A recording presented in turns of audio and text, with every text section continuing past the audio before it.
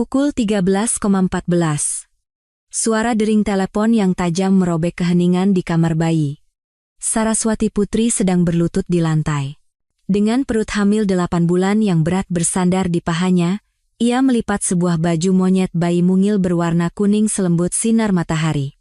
Ia tersenyum, membayangkan wajah mungil putranya yang akan mengenakan pakaian itu, lalu telepon berdering lagi. Sambil menopang punggung bawahnya dengan satu tangan, ia susah payah berdiri. Tanpa memeriksa nomor penelepon, ia menjawab panggilan itu dengan mode pengeras suara. Halo? Suara di seberang bukanlah suara yang ia kenal. Suara pria bernada rendah dan formal itu membuat bulu kuduk di lengannya meremang. Apakah ini dengan Ibu Saraswati Putri? Iya, saya sendiri. Saya Bribka Budi dari Patroli Jalan Raya. Suami Anda, Bapak Surya Aditama, mengalami kecelakaan lalu lintas di Jalan Tol Cikampek arah Jakarta. Udara di dalam paru-parunya seakan membeku. Baju monyet kuning yang dipegangnya meluncur jatuh ke lantai. Kecelakaan? Apa? Apa dia baik-baik saja? Keheningan di seberang telepon terasa abadi. Beliau selamat, Bu. Sudah dievakuasi ke Rumah Sakit Pusat Jakarta. Tapi beliau tidak sendirian. Kalimat terakhir itu menggantung di udara, syarat dengan makna berat yang tak bisa langsung diuraikan oleh Sarah. Tidak sendirian. Tentu saja, pikirnya, pasti bersama klien yang hendak menandatangani kontrak penting. Surya adalah kepala tim penjualan di sebuah dealer mobil mewah Eropa. Ia hidup dan mati untuk pekerjaannya. Dia bersama siapa? Suaranya sudah menipis seperti benang. Informasi itu tidak ada di laporan, Bu. Hanya tercatat bahwa penumpang yang bersamanya juga telah dilarikan ke rumah sakit, sebaiknya Ibu segera datang. Polisi itu menutup telepon. Sarah berdiri termangu, telepon masih di tangannya, menatap kosong baju monyet yang tergeletak di lantai. Tidak sendirian. Kalimat itu menggema, perlahan membentuk kontur yang semakin gelap dan tajam. Getaran yang dimulai dari tangannya merambat ke kakinya. Ia terengah-engah dan bersandar pada meja rias. Instingnya mengatakan itu bukan klien. Itu sesuatu yang lain. Tanpa pikir panjang, ia menyambar tas dan kunci mobil, lalu keluar dari apartemen. Ia bahkan lupa mengunci pintu. Di dalam lift, cermin memantulkan sosok wanita yang nyaris tak ia kenali. Wajah pucat, mata membelalak, dan perut hamilnya yang besar tampak seperti perisai rapuh yang harus menghadapi apapun yang menantinya. Air mata pecah tanpa peringatan. Tetesan air mata panas mengalir tanpa suara di pipinya saat ia menyetir melewati jalanan kawasan Sudirman yang dingin dan gemerlap. Setiap lampu merah adalah siksaan, setiap mobil lambat di depannya adalah rintangan yang tak tertahankan. Kata-kata polisi itu terus berputar di kepalanya, seirama dengan denyut di pelipisnya. Tidak sendirian. Rumah Sakit Pusat Jakarta adalah sebuah kekacauan jas putih, bunyi mesin, dan suara-suara sibuk. Bau antiseptik yang menyengat seketika membuatnya mual. Dengan jantung yang berdebar kencang di tulang rusuknya, ia menghampiri meja resepsionis. Suami saya, Surya Aditama, korban kecelakaan lalu lintas. Seorang petugas resepsionis dengan mata lelah mengetik nama itu ke komputer tanpa tergesa-gesa. Beliau ada di unit gawat darurat, zona B. Silakan bicara dengan kepala perawat Rina di pos perawat di ujung koridor. Sarah mengangguk berterima kasih dan berjalan menyusuri koridor. Ia bisa merasakan tatapan iba dari orang-orang yang berpapasan dengannya. Wanita hamil, istri yang putus asa. Setiap langkah terasa berat. Koridor itu seolah tak berujung. Di pos perawat UGD, seorang perawat senior dengan wajah tegas telah menunggunya. Ibu Saraswati? Suami Anda dalam kondisi stabil. Ada patah tulang di lengan kirinya dan beberapa luka lecet, tapi beliau sadar. Rasa lega menjalari seluruh tubuhnya, membuat kakinya lemas. Dia hidup, dia sadar. Ia berpegangan pada meja pos perawat agar tidak jatuh. Lalu, orang lain yang bersamanya, kepala perawat menatapnya sejenak. Ada sesuatu di matanya yang tampak seperti simpati. Penumpang yang bersamanya ada di ranjang sebelah. Luka ringan. Hawi, kata penumpang terdengar begitu aneh, terlalu impersonal dan intim pada saat bersamaan. Perawat itu menyodorkan papan klip berisi formulir rawat inap. Bu, tolong tanda tangan di sini. Sarah mengambil pena, tapi pandangannya tertuju pada bagian atas formulir itu. Di sana, tertulis nama suaminya dengan tulisan tangan tergesa-gesa.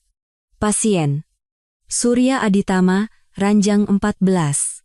Penumpang Mira Anjani. Nama itu menghantamnya seperti pukulan di perut. Udara tersedot keluar dari paru-parunya. Tidak mungkin. Mira Anjani. Tetangganya di unit 1202. Instruktur Pilates dengan senyum ramah. Wanita dengan suami yang pendiam. Wanita yang 3 hari lalu mengetuk pintunya untuk memberikan sebotol sirup markisa buatan sendiri dan bertanya dengan mata berbinar apakah tendangan bayinya sudah terasa kuat.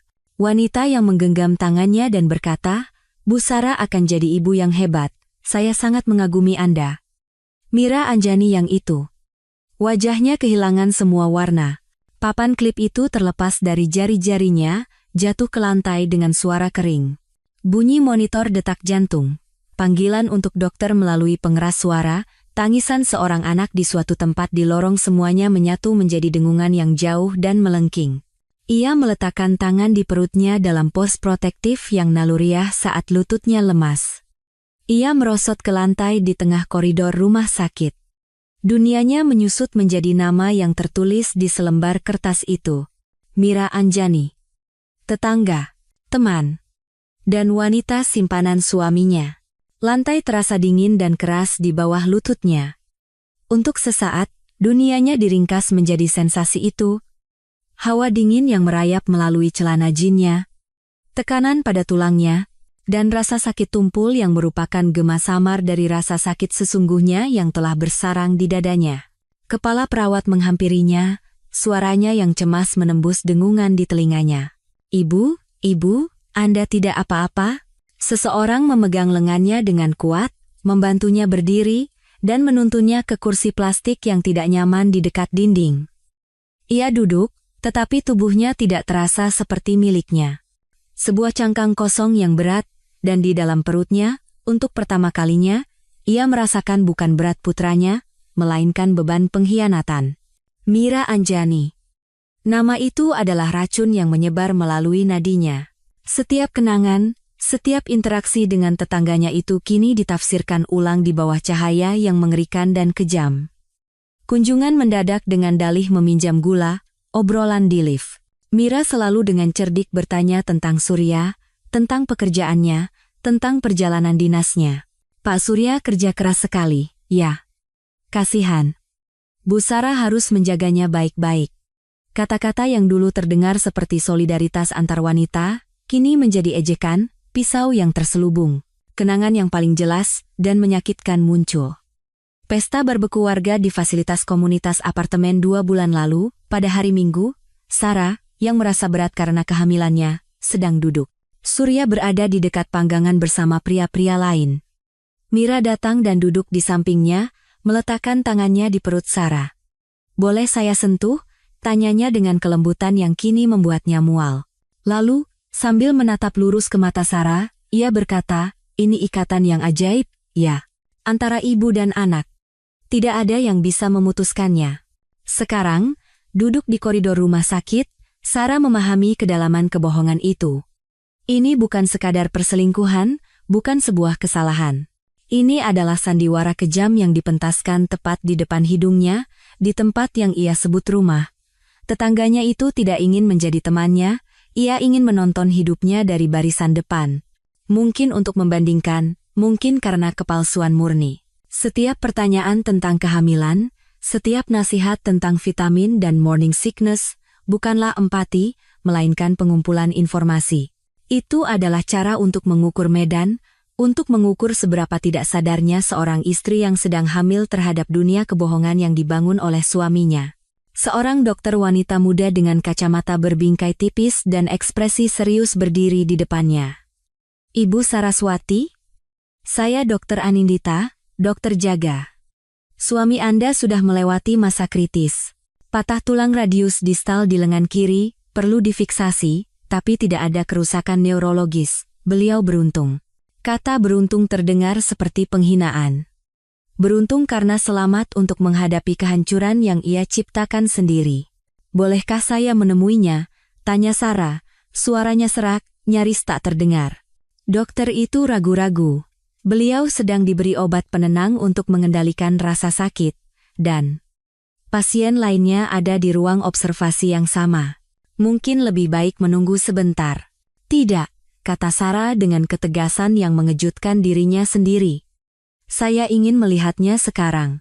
Dokter itu mengamatinya, tatapan profesionalnya mencoba menguraikan apa yang ada di balik tekad dingin itu. Ia melihat perut buncitnya, wajahnya yang pucat, dan matanya yang tidak lagi meneteskan air mata tetapi menampung badai. Lalu ia mengangguk. Baiklah, lewat sini. Ruang observasi hanya dipisahkan dari koridor oleh sebuah tirai hijau. Dokter menyibakkan tirai itu, menampakkan pemandangan di dalamnya. 2 ranjang dorong diletakkan berdampingan. Di sebelah kanan, Surya. Lengan kirinya terbalut gips putih, ada luka gores di wajahnya, dan matanya terpejam di bawah pengaruh obat penenang. Bahkan dalam keadaan tidak sadar, ekspresinya tampak tersiksa oleh rasa bersalah. Di ranjang kiri, kurang dari 2 meter darinya, ada Mira. Ia memiliki plester di dekat garis rambut di dahinya dan menatap langit-langit dengan mata kosong. Ia tidak melihat Sarah masuk, tenggelam dalam dunianya sendiri yang penuh rasa sakit dan konsekuensi. Sarah berhenti di ambang pintu, seperti patung es. Udara terasa kental dan berat, sulit untuk bernapas. Mereka di sana, bersama-sama. Berbaring berdampingan, bukti hidup dari kebohongan yang mendefinisikan hidupnya. Pria yang berbagi ranjang, mimpi, dan calon putra dengannya, dan wanita yang memberinya sirup markisa buatan sendiri dan nasihat kehamilan. Keintiman pemandangan itu lebih merusak daripada pengakuan apapun. Mereka bukan sekadar sepasang kekasih, mereka berbagi kecelakaan, rumah sakit, ranjang, dan takdir. Mereka adalah satu unit, dan dialah orang luar, orang asing yang tidak cocok dalam persamaan pengkhianatan itu. Kemudian Mira perlahan menoleh, dan matanya bertemu dengan mata Sarah. Ada pengenalan seketika, diikuti oleh gelombang kengerian yang menyelimuti wajahnya. Bibir Mira terbuka, tetapi tidak ada suara yang keluar. Seperti ikan yang terdampar, megap-megap mencari udara yang telah dicuri oleh kebenaran. Kengerian di wajahnya jelek dan tanpa filter. Tidak ada penyesalan di sana, hanya ketakutan karena tertangkap basah. Dalam tatapan itu, Sarah tidak melihat tetangga yang tersenyum, instruktur pilates, atau teman. Ia melihat seorang predator yang terpojok. Sarah tidak berpaling. Ia menahan tatapan itu, merasakan kekuatan yang dingin dan tajam menguasai dirinya. Tidak ada ruang untuk tangisan, jeritan, atau keputusasaan yang telah menelannya beberapa menit yang lalu, hanya ada kejernihan yang brutal. Ia melangkah maju ke dalam ruangan, 1 langkah, lalu 1 lagi. Setiap gerakan terasa disengaja dan berat. Ia berhenti di samping ranjang Surya, tetapi tidak memandangnya. Matanya masih terpaku pada Mira. Anda tidak sendirian, rupanya, kata Sarah. Suaranya rendah tetapi bergema di keheningan ruangan. Ia mengulangi kata-kata polisi itu, mengembalikannya ke sumbernya. Kalimat itu menghantam Mira seperti tamparan. Wanita itu tersentak, mengalihkan pandangannya ke spray putih seolah-olah ia bisa bersembunyi di sana. Bu Sarah, saya. Ia memulai, suaranya bisikan yang pecah. Tidak, potong Sarah dengan nada dingin. Jangan berani-berani menyebut nama saya. Keheningan yang menyusul hanya dipecahkan oleh bunyi bip teratur dari monitor jantung Surya. Suara mekanis dan konstan itu menandai waktu dalam realitas baru yang mengerikan ini. Sarah berbalik dan, untuk pertama kalinya, memandang suaminya, pria yang ia cintai, atau yang ia pikir ia cintai, ayah dari putranya. Bahkan wajahnya yang sedang beristirahat tampak seperti wajah orang asing. Ciri-ciri wajah yang ia kenal baik, yang ia cium setiap pagi, kini ternoda oleh kebohongan. Ia mengulurkan tangan tetapi berhenti beberapa sentimeter dari wajahnya, ia tidak lagi berhak menyentuhnya. Apa yang mereka miliki? Apa yang mereka bangun, telah hancur berkeping-keping di dalam sebuah mobil mewah di jalan tol Cikampek, dengan tetangganya di kursi penumpang. Ia mundur dari ranjang, tubuhnya kaku. Adrenalin yang menopangnya mulai memudar, digantikan oleh kelelahan mendalam yang berasal dari jiwanya. Perutnya terasa berat, dan rasa sakit yang tajam di punggung bawahnya membuatnya menahan napas. Bayinya menendang dengan keras, seolah memprotes penderitaan di sekelilingnya. Ia meletakkan tangan di atas perutnya, sebuah gestur perlindungan dan solidaritas pada saat itu. Sekarang hanya mereka berdua. Ia berbalik untuk pergi, tetapi berhenti di ambang pintu. Ada satu hal lagi yang harus dilakukan, satu langkah terakhir yang harus diambil di papan catur penderitaan ini. Ia mengeluarkan ponsel dari tasnya. Tangannya sedikit gemetar. Ia mencari kontak yang hanya pernah ia gunakan sekali, untuk mengonfirmasi kehadiran di pesta barbeku apartemen dulu. Joko Wibowo, suami Mira. Insinyur konstruksi yang pendiam dan jarang bicara, yang sepertinya selalu berada di bawah bayang-bayang istrinya yang ramah dan ceria. Pria yang jujur dan pekerja keras yang, seperti dirinya, dunianya akan segera dijungkir balikkan. Ia ragu sejenak. Ia akan meledakkan kehidupan orang lain. Tapi bayangan Mira dan Surya yang terbaring berdampingan di ranjang rumah sakit menghapus sisa keraguan apapun, kebenaran, sekejam apapun, harus utuh. Kebohongan mereka telah menciptakan dua korban, dan para korban berhak untuk tahu. Ia menarik napas dalam-dalam, keluar dari ruangan, dan berjalan kembali menyusuri koridor. Ia mencari tempat yang lebih terpencil di dekat jendela yang menghadap ke halaman. Malam di Jakarta sudah turun, dingin dan acuh tak acuh. Ia menekan nomor itu. Telepon berdering sekali, 2 kali, 3 kali. Setiap dering adalah detak tambahan dalam hitungan mundur menuju ledakan. Sarah menyandarkan dahinya ke kaca jendela yang dingin, menyaksikan kegelapan menelan halaman rumah sakit. Ia bertanya-tanya apa yang sedang dilakukan Joko Wibowo saat ini. Mungkin menonton berita, atau menyiapkan makan malam sendirian, menunggu istrinya pulang dari kelas pilates tambahan, atau pertemuan dengan teman-teman. Kenormalan itulah yang membuatnya semakin keji. Ia tidak hanya menghancurkan sebuah pernikahan. Ia merobek tatanan keseharian seorang pria yang, hingga saat itu, mungkin percaya bahwa ia menjalani kehidupan yang biasa dan aman. Akhirnya, panggilan itu tersambung. Suara di seberang persis seperti yang ia ingat, rendah, sedikit lelah, dan tanpa aksen. "Halo?" Sarah menelan rasa logam di mulutnya. Ia harus lugas, dingin. Emosi sekecil apapun dalam suaranya bisa disalahartikan sebagai histeria atau kebingungan. "Mas Joko, ini Sarah dari unit 1201. Ada jeda singkat waktu baginya untuk memproses siapa yang menelepon pada jam segini, mengapa tetangganya yang sedang hamil dari lantai bawah menelepon. Bu Sarah, ada apa?" Kekhawatiran dalam suaranya tulus. Mungkin ia membayangkan ada masalah dengan kehamilannya, keadaan darurat. Ironisnya hampir tak tertahankan. "Anda harus datang ke Rumah Sakit Pusat Jakarta sekarang," katanya, kata-katanya keluar dengan kaku, nyaris seperti mesin. "Ini tentang Mbak Mira." Keheningan yang menyusul tidak seperti keheningan lain yang pernah didengar Sarah. Itu bukan jeda untuk berpikir. Itu adalah ruang hampa yang padat dan berat, di mana semua kemungkinan mengerikan mekar sekaligus. Ia hampir bisa mendengarnya menyusun teka-teki di seberang telepon, panggilan dari tetangga, nama rumah sakit, nada mendesak, dan ketidakhadiran istrinya sendiri untuk menyampaikan berita. Dalam beberapa detik, istana kartu kepercayaannya mulai runtuh. Ia tidak perlu mengatakan apa-apa lagi. Keheningan itu sendiri adalah pesannya. Ketika akhirnya ia berbicara, suaranya nyaris tak dikenali. Nada rendah dan lelah itu hilang, digantikan oleh sesuatu yang kering dan keras seperti batu. "Saya akan ke sana sekarang." Telepon ditutup, tanpa pertanyaan lebih lanjut, tanpa permintaan detail. Ketiadaan pertanyaan adalah konfirmasi yang paling mengerikan. Mungkin, jauh di lubuk hatinya, ia sudah tahu. Mungkin benih keraguan telah ditanam, hanya menunggu badai kebenaran untuk membuatnya berkecambah.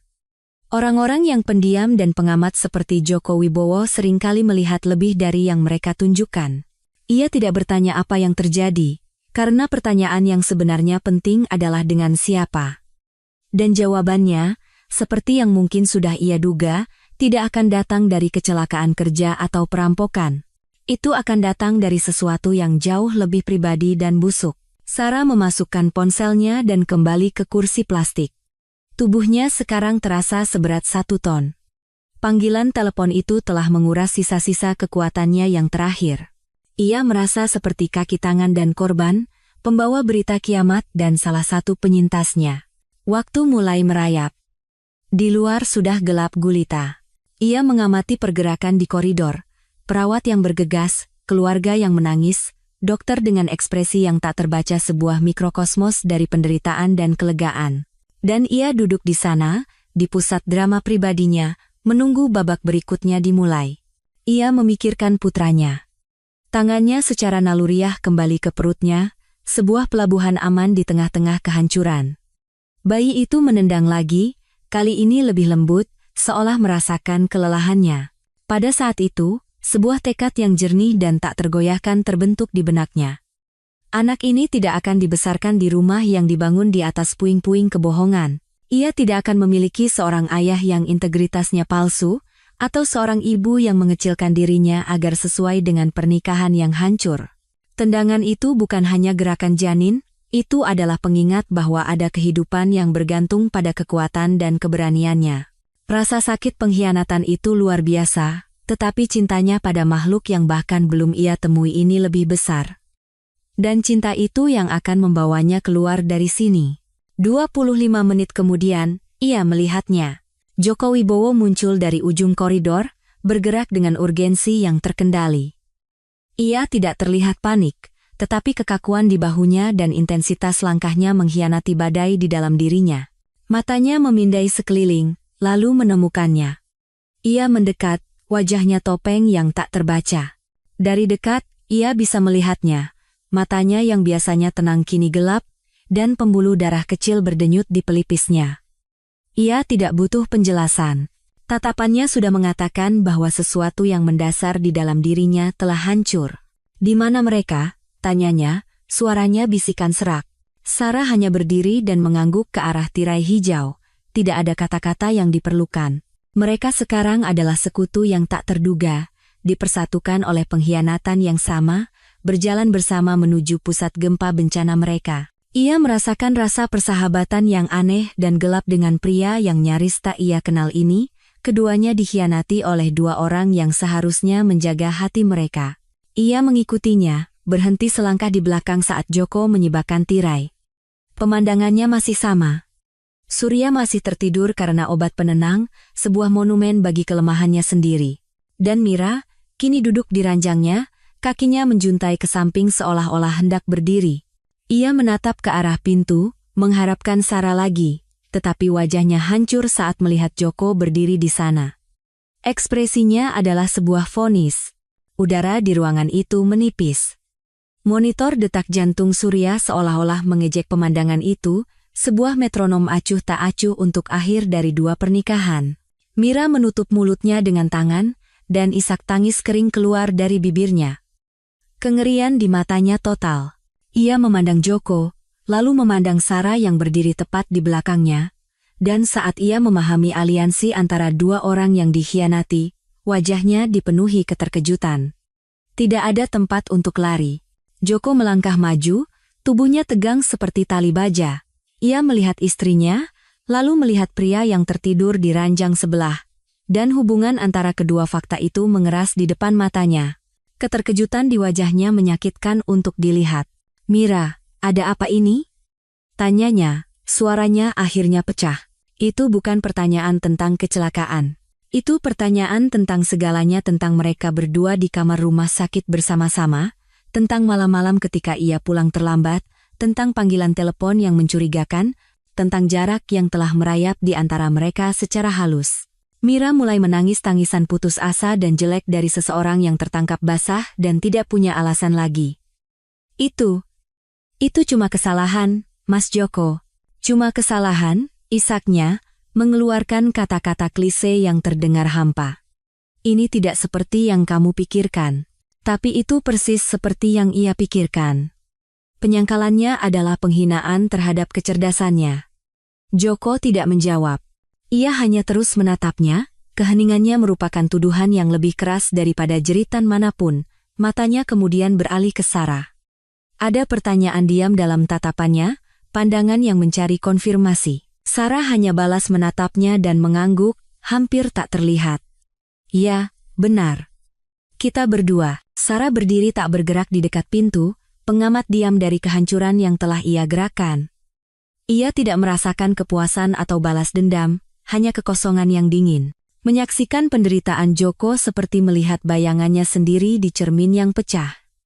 Ia melihat rasa malu yang sama, ketidakpercayaan yang sama, perasaan yang sama karena telah dipermainkan.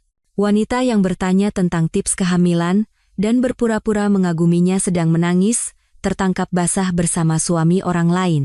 Dan kemudian, matanya menangkap detail halus yang tidak ia perhatikan sebelumnya. Cara Mira duduk. Bagaimana tangannya secara naluriah berada di atas perutnya. Sebuah kecurigaan yang mengerikan dan tidak mungkin mulai terbentuk di benak Sarah, kecurigaan yang membuat seluruh situasi ini menjadi lebih aneh dan rumit. Tatapan Sarah terpaku pada gestur Mira yang hampir tidak disadari. Tangannya, yang sebelumnya meronta-ronta dalam keputusasaan, kini tergeletak protektif di perut bagian bawahnya. Itu adalah gerakan yang telah begitu dikenal Sarah selama beberapa bulan terakhir, sebuah refleks yang telah menjadi bagian dari dirinya. Otak Sarah, yang sudah bekerja terlalu keras, mulai menghubungkan titik-titik yang sebelumnya tampak acak. Pertanyaan Mira yang tak henti-hentinya tentang kehamilan awal. Keingintahuannya tentang jenis vitamin prenatal. Percakapan tentang nama bayi yang pernah dimulai Mira di lift. Menyamarkannya sebagai keingintahuan sederhana tentang pilihan Sarah. Saat itu, Mira hanya tampak seperti wanita yang terpesona oleh kehamilan orang lain. Sekarang, di bawah cahaya lampu neon rumah sakit yang dingin dan kejam, itu mengambil makna baru yang mengerikan. Wanita yang bertanya tentang tips kehamilan, sedang hamil. Kesadaran itu tidak datang seperti sambaran petir, melainkan seperti rembesan air es yang lambat dan melumpuhkan. Udara tampak semakin menipis. Tangisan Mira, kata-kata Joko yang hancur, bunyi bip monitor jantung yang stabil semuanya menjadi latar belakang bagi dengungan kebenaran baru yang memekakan telinga di benaknya. Ia melihat perut Mira, tersembunyi di bawah gaun rumah sakit yang longgar. Tidak ada tonjolan yang terlihat seperti miliknya, tetapi ada kepenuhan tertentu, postur tubuh yang ia kenali, awalnya. Rahasia yang disimpan Mira bukan hanya perselingkuhan, tetapi buah dari perselingkuhan itu. Joko, yang tenggelam dalam penderitaannya sendiri, tidak menyadari kemana arah tatapan Sarah. Ia melangkah lebih dekat ke istrinya, amarah mulai menggantikan keterkejutan.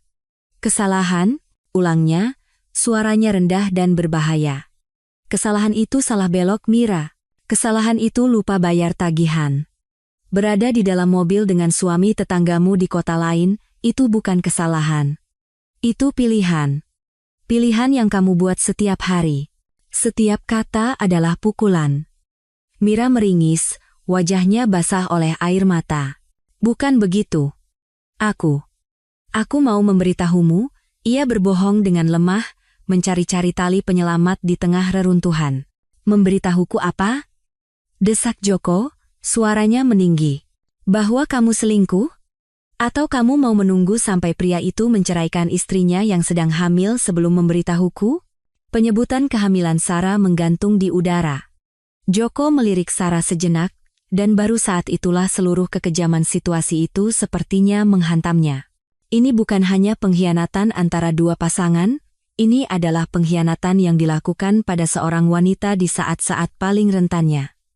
Ekspresinya mengeras lebih jauh, penghinaan menggantikan amarah. Saat itulah Surya, di ranjang sebelah, mulai bergerak. Efek obat penenang memudar. Ia mengeluarkan erangan rendah dan dalam, lalu perlahan membuka matanya. Ia mengerjap, menyesuaikan diri dengan cahaya. Pemandangan pertamanya adalah langit-langit putih. Pemandangan keduanya, saat ia menoleh, adalah dunianya yang sedang runtuh. Ia melihat Mira yang menangis, Joko yang berdiri tegang seperti binatang sebelum menyerang, dan akhirnya, ia melihat Sarah, berdiri tak bergerak di dekat pintu, wajahnya kanvas kosong tempat ia bisa memproyeksikan semua rasa bersalahnya. Sarah, bisiknya, nama itu keluar dengan susah payah. Sarah tidak menjawab. Ia hanya mengamatinya, matanya kosong dari emosi apapun yang bisa ia kenali, di mana ia mengharapkan kemarahan atau air mata, ia hanya menemukan kekosongan.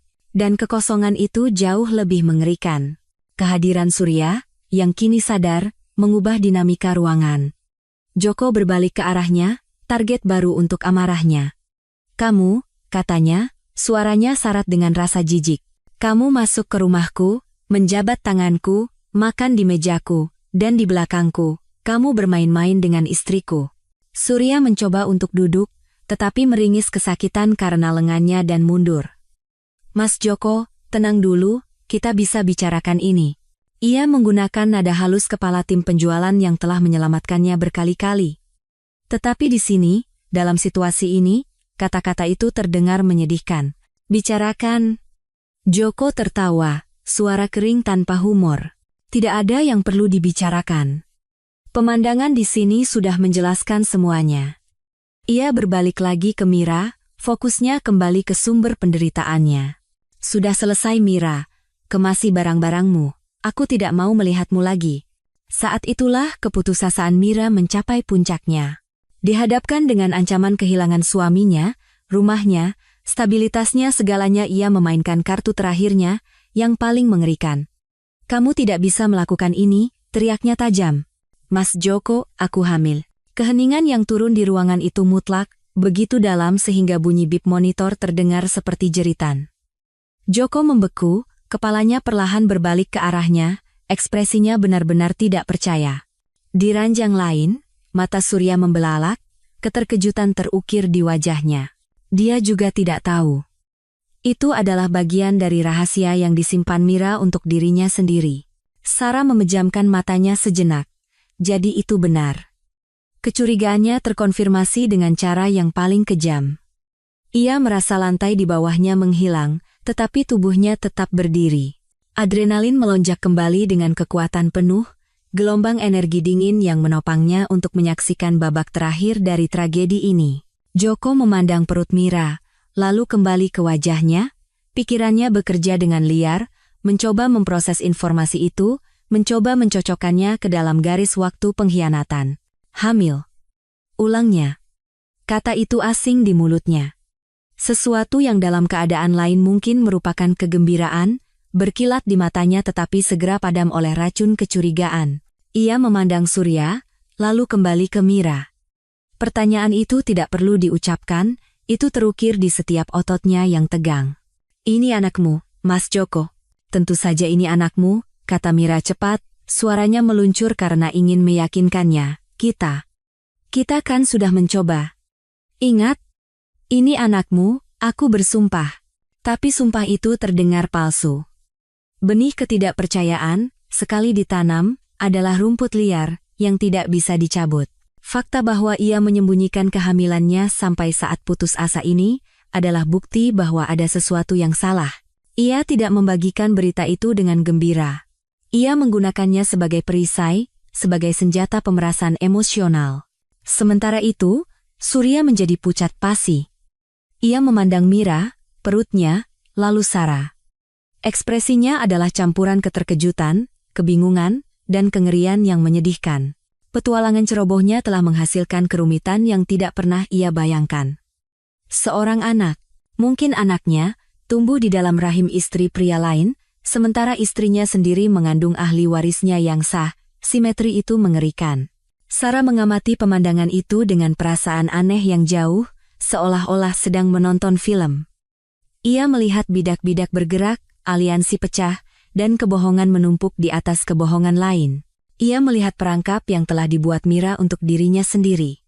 Dengan mencoba mempertahankan suaminya dengan berita kehamilan, ia hanya menyalakan sumbu bom yang jauh lebih besar, bom paternitas. Joko tidak mengatakan apa-apa lagi. Ia menatap wanita yang menangis di ranjang itu untuk terakhir kalinya, lalu menatap pria yang menjadi penyebab kehancurannya. Ada kekalahan di matanya, pengakuan pahit bahwa tidak ada yang bisa diselamatkan.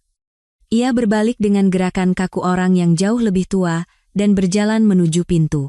Ia melewati Sarah tanpa memandangnya, tetapi untuk sesaat bahunya merosot, dan Sarah merasakan beban penderitaan mereka yang sama. Lalu ia pergi, meninggalkan keheningan dan puing-puing dua kehidupan. Hanya ada 3 orang yang tersisa di ruangan itu. Segitiga cinta yang kini terungkap sepenuhnya dalam segala keburukannya. Mira terisak tanpa suara. Surya menatap kehampaan, lengannya yang patah adalah yang terkecil dari penderitaannya, dan Sarah akhirnya bergerak. Ia berjalan perlahan ke ranjang Surya. Ia menatapnya. Permohonan terlihat jelas di wajahnya. Sarah, tolong. Maafkan aku.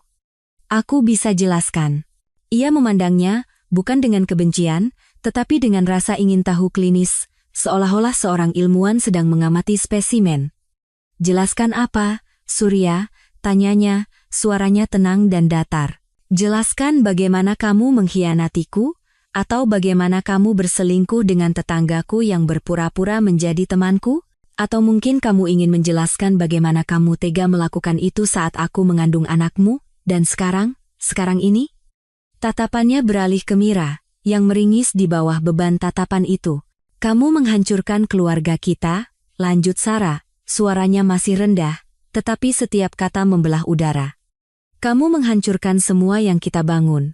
Dan untuk apa? Untuk seseorang yang bahkan sepertinya tidak yakin siapa ayah dari anak yang dikandungnya? Ia tidak menunggu jawaban. Tidak ada jawaban yang bisa memperbaiki ini. Ia berbalik dan berjalan keluar ruangan, meninggalkan 2 kekasih itu sendirian di reruntuhan yang mereka ciptakan. Di koridor, ia tidak berhenti. Ia berjalan melewati meja resepsionis, melewati pintu kaca otomatis, sampai udara malam Jakarta yang dingin menerpa wajahnya. Ia menarik napas dalam-dalam. Udara dingin membakar paru-parunya, tetapi menjernihkan pikirannya. Tidak ada air mata lagi, hanya ada tekad, sedingin dan sekeras baja. Ini adalah saat terakhir ia membiarkan dirinya menjadi korban dalam cerita ini. Mulai saat ini, ia akan menjadi arsitek masa depannya sendiri, dan arsitek keadilannya sendiri. Pintu kaca rumah sakit menutup di belakang Sarah, meredam kekacauan suara mesin dan suara-suara di dalam, meninggalkannya dalam keheningan dingin malam Jakarta. Ia tidak langsung kembali ke mobilnya. Sebaliknya, ia berjalan ke sebuah bangku beton kosong di bawah cahaya kuning lampu jalan dan duduk. Dinginnya batu menembus kain celananya, tetapi ia nyaris tidak merasakannya. Tubuhnya mati rasa, sebuah cangkang yang membangun perisai di sekitar pusaran pikiran dan rasa sakit tajam yang menolak untuk menjadi air mata. Ia tidak akan menangis. Menangis di sini adalah sebuah pelepasan, dan ia tahu jika ia mulai, ia tidak akan bisa berhenti.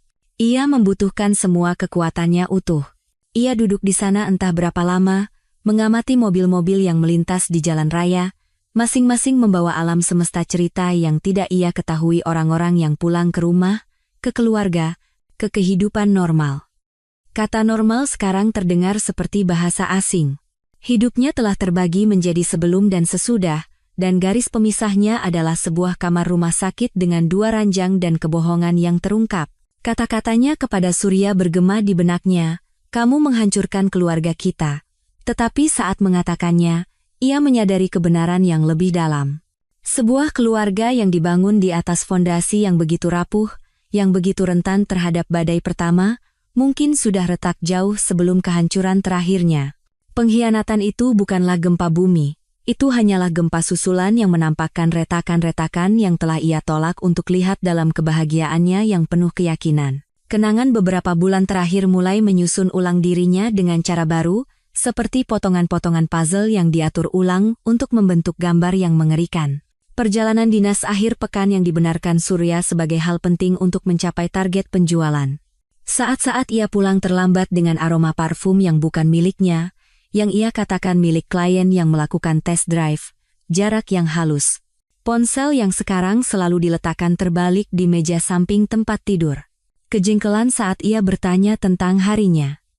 Semua tanda-tanda kecil ini, yang telah ia abaikan sebagai stres kerja atau paranoia wanita hamil yang sensitif, kini terungkap sebagai bendera merah yang ia abaikan.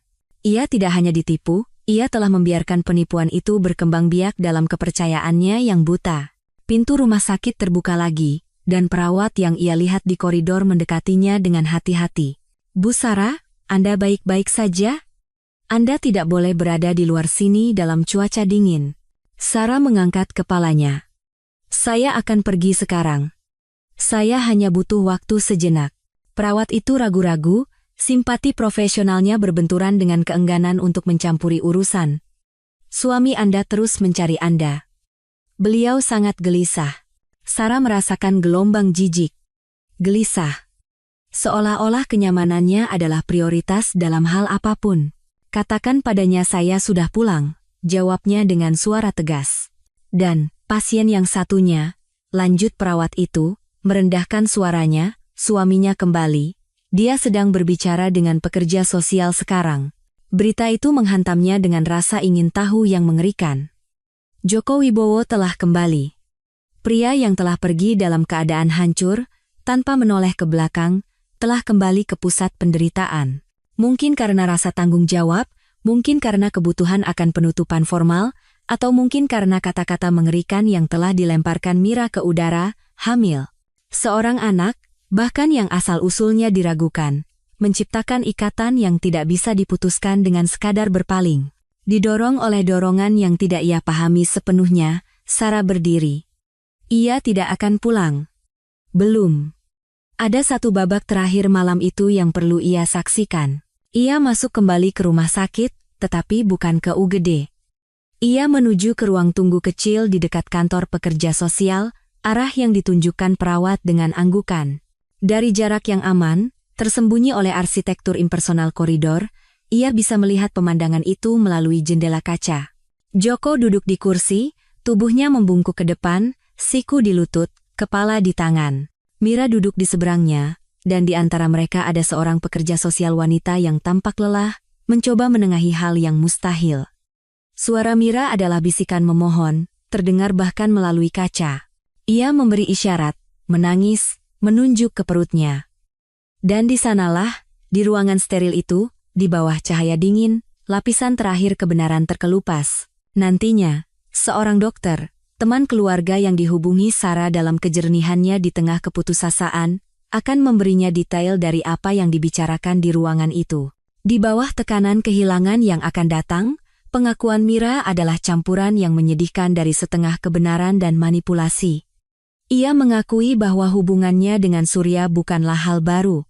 Ada hubungan singkat bertahun-tahun yang lalu, tak lama setelah mereka pindah ke gedung itu, yang keduanya telah sepakat untuk akhiri. Tetapi percikan itu, menurutnya, menyala kembali beberapa bulan yang lalu. Dan detail yang paling kejam, pukulan terakhir bagi kepercayaan Joko, adalah garis waktunya. Ia mengaku mendekati Surya lagi setelah ia mengetahui bahwa ia hamil. Anak itu, ia bersumpah berulang kali, adalah anak Joko. Kehamilan itu terjadi pada periode ketika mereka secara aktif mencoba untuk menyelamatkan pernikahan mereka yang sudah diam-diam hancur. Tetapi ketika ia mengetahui kehamilannya, alih-alih mendekati suaminya lagi, ia panik, merasa tercekik, dan mencari Surya untuk mendapatkan adrenalin dan perhatian yang ia rasa kurang di rumah. Ia tidak mencintainya, katanya kepada Joko. Itu adalah kelemahan, kesalahan bodoh, manifestasi dari kebutuhannya untuk merasa diinginkan pada saat ia merasa tidak aman. Ia terus menemuinya bahkan saat mengandung anak pria lain karena lebih mudah untuk hidup dalam sensasi kebohongan daripada menghadapi kenyataan pernikahannya yang sekarat. Dua pernikahan, dua keluarga, terjerat dalam kecerobohan dua orang yang hanya memikirkan diri mereka sendiri. Surya, mencari sensasi di luar pernikahannya dengan seorang istri yang sedang hamil, dan Mira, menggunakan kekasih sebagai plester untuk luka-luka dalam hubungannya sendiri, bahkan saat ia mengandung anak yang pantas mendapatkan yang lebih baik. Mereka bukan kekasih yang tragis, mereka hanyalah egois. Orang-orang yang tidak ragu-ragu mempertaruhkan struktur 4 kehidupan dan 2 anak yang belum lahir untuk memuaskan keinginan sesaat mereka.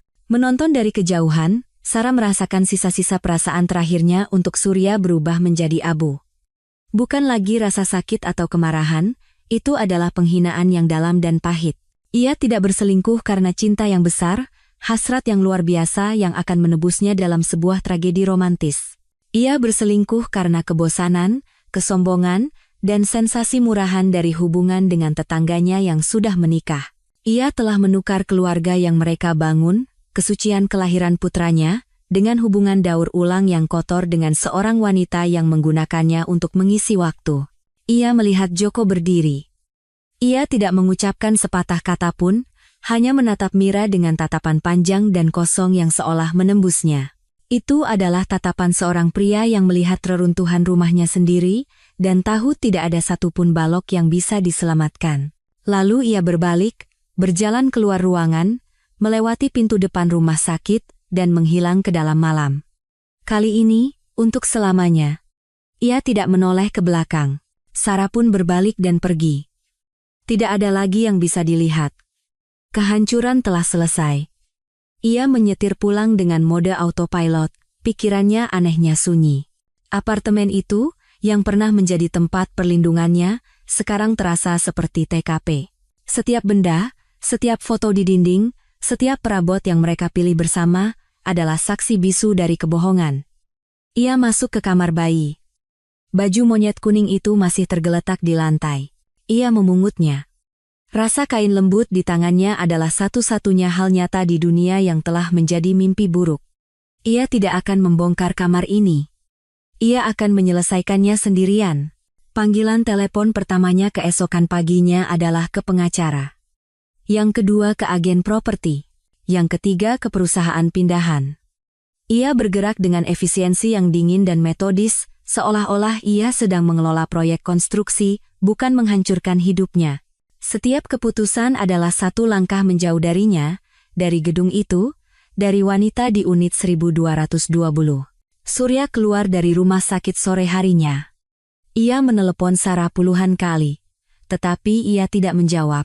Jadi ia naik taksi pulang, mungkin siap untuk menemuinya, untuk menggunakan pesonanya, alasan-alasannya, janji-janji kosongnya. Tetapi ketika ia membuka pintu apartemen 1201, yang ia temukan adalah ruang yang hampir kosong, kotak-kotak ditumpuk di sudut. Ruang kosong di dinding tempat bingkai foto dulu tergantung. Gema dari kehidupan yang tidak ada lagi. Di atas meja kopi kaca, satu-satunya perabot yang tersisa di ruang tamu, ada sebuah amplop coklat, namanya, Surya Aditama, tertulis dengan tulisan tangan Sarah yang elegan. Dengan tangan gemetar, lengannya yang sehat berjuang melawan gips yang membebat lengan lainnya, ia membukanya. Tidak ada surat kebencian atau penderitaan dari istrinya, hanya ada 3 item. Yang pertama adalah salinan laporan kecelakaan yang telah diperoleh pengacara Sarah, dengan penyebabnya mengebut di jalan basah di Lingkari. Yang kedua adalah salinan foto USG terakhir putra mereka, gambar hitam putih dari profilnya yang sempurna, kehidupan yang berdenyut tidak peduli dengan keburukan ayahnya. Dan yang ketiga adalah sebuah catatan kecil dengan satu kalimat, "Saat kamu sibuk berbohong, aku belajar untuk hidup." Tidak ada tanda tangan. Tidak perlu. Surya berdiri di tengah ruang tamu yang kosong, menatap ketiga lembar kertas itu, bukti kecerobohannya, citra kehilangannya, dan deklarasi kemandiriannya. Ia tidak berani menyentuh foto USG. Ia hanya merosot ke lantai dalam kehampaan, dan beban dari semua yang telah ia hilangkan akhirnya menimpanya. Perceraian itu cepat, sebuah proses yang efisien secara brutal. Sarah menginstruksikan pengacaranya untuk tidak bernegosiasi, hanya mengeksekusi. Ia tidak menginginkan apapun selain apa yang menjadi haknya secara hukum dan kebebasannya. Sementara proses hukum berjalan, ia menemukan sebuah apartemen sewaan di Kebayoran Baru, dengan jalan-jalan yang rindang dan suasana awal yang baru. Ruangnya lebih kecil, lebih sederhana, tetapi setiap meter perseginya adalah miliknya. Dindingnya tidak diresapi oleh kenangan Surya, dan tidak ada risiko bertemu Mira di lift. Itu adalah wilayah netral, kanvas kosong. Ia mulai mendekorasi kamar bayi dengan ketenangan yang mengejutkan dirinya sendiri.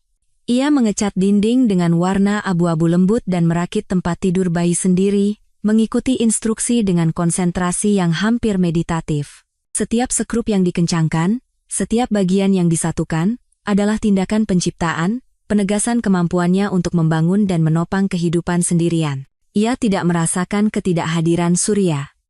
Pada kenyataannya, Kesendirian itu produktif, tenang, memungkinkannya untuk terhubung dengan kekuatan yang tidak ia ketahui ia miliki. Kamar itu selesai dalam seminggu, sebuah tempat perlindungan perdamaian dan janji, tidak dibangun di atas reruntuhan keluarga, tetapi di atas fondasi kokoh seorang wanita yang menemukan kembali dirinya sendiri. Kabar tentang akhir cerita orang lain datang kepadanya secara sporadis, melalui kenalan bersama, dan jaringan gosip yang tak terhindarkan dari apartemen lamanya. Mira keluar dari rumah sakit 2 hari setelah Surya. Joko, sesuai janjinya, tidak menjemputnya. Ia telah mengajukan gugatan cerai dan, dalam tindakan belas kasihan yang dingin, menuntut tes DNA pranatal. Hasilnya, yang tiba beberapa minggu kemudian, adalah paku terakhir di peti mati pernikahan itu. Anak itu memang anaknya. Tetapi konfirmasi biologis tidak mengubah apapun, pengkhianatan kepercayaan itu terlalu dalam. Joko setuju untuk memenuhi semua kewajibannya sebagai seorang ayah, tetapi ia menjelaskan bahwa pernikahan itu sudah mati dan terkubur. Mira, yang kini dikucilkan di gedung itu dan ditinggalkan oleh kekasihnya, akan menghadapi peran sebagai ibu dalam kesendirian yang ia ciptakan sendiri. Surya, sementara itu, hancur. Apartemen kosong itu menjadi penjaranya. Ketidakhadiran Sarah dan kehidupan yang mereka miliki adalah hantu yang menghantuinya di setiap ruangan yang sunyi. Ia menelepon, mengirim pesan, memohon kesempatan kedua, tetapi Sarah memblokir nomornya. Satu-satunya komunikasi yang ia terima adalah melalui pengacara mereka. Ia kehilangan fokus pada pekerjaannya.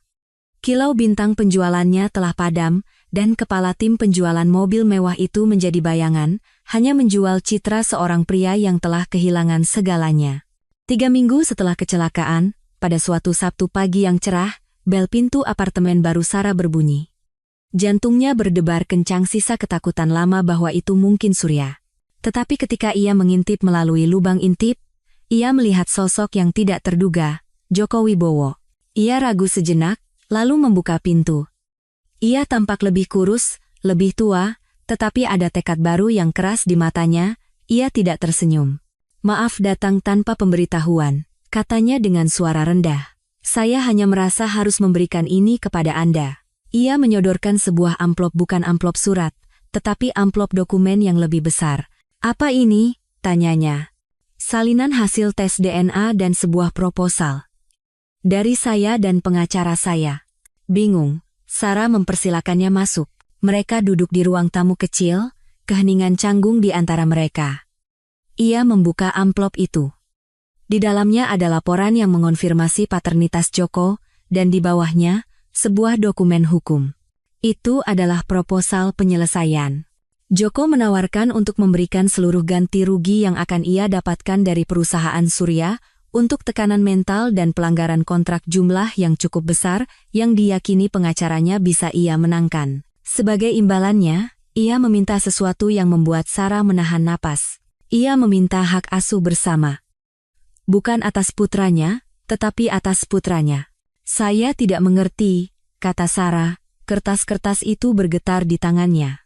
"Sederhana saja," Joko memulai, menatap keluar jendela, "bukan padanya. Putra saya akan lahir dalam keluarga yang hancur karena mantan suami Anda, putra Anda akan lahir tanpa ayah karena alasan yang sama. Saya tidak bisa memperbaiki apa yang terjadi pada keluarga saya, tapi mungkin saya bisa membantu memperbaiki apa yang terjadi pada keluarga Anda." Ia akhirnya menghadapinya, dan untuk pertama kalinya, Sarah melihat bukan hanya rasa sakit, tetapi juga tekad yang membara. "Saya tidak mencoba menjadi pengganti. Saya tahu saya bukan ayahnya. Tapi saya bisa menjadi figur ayah. Saya bisa mengajari putra Anda cara menendang bola, cara menjadi pria yang jujur. Saya bisa ada di sana untuk ulang tahun, kelulusan. Saya bisa memberinya seorang kakak. Putra-putra kita, Bu Sarah, tidak melakukan kesalahan apapun.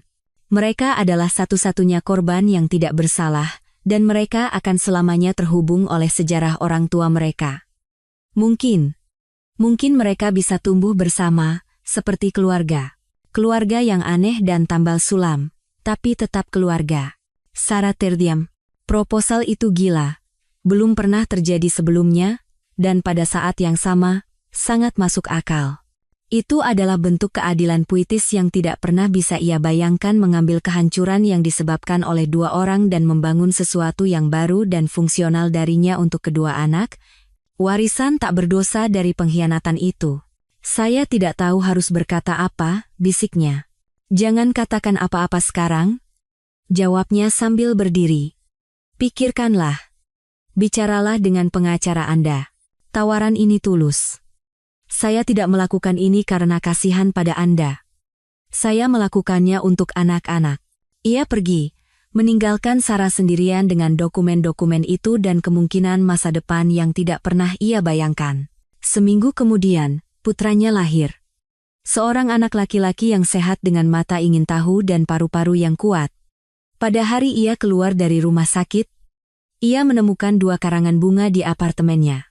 Satu anonim, dengan kartu sederhana bertuliskan, "Selamat atas kelahiran putra kita. Maafkan aku." Ia membuangnya ke tempat sampah tanpa membaca sisanya.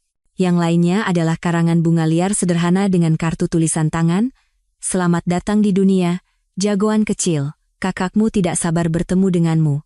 Hormat saya, Joko Wibowo." Pada saat itu, sambil menggendong putranya, Sarah tahu, ia tidak dilahirkan kembali sendirian. Ia dilahirkan kembali dengan sekutu yang tak terduga, dalam pembangunan sesuatu yang tidak ada yang bisa prediksi. Balas dendamnya tidak akan melihat Surya menderita, balas dendamnya adalah hidup, membangun keluarga yang bahagia, bukan meskipun ada pengkhianatan, tetapi di atas abunya. Kemenangan sejati bukanlah menghancurkan orang yang telah menyakiti Anda, melainkan membangun kebahagiaan yang begitu kokoh, tak terduga, dan lengkap sehingga keberadaan orang yang telah menghancurkan Anda akhirnya menjadi tidak relevan.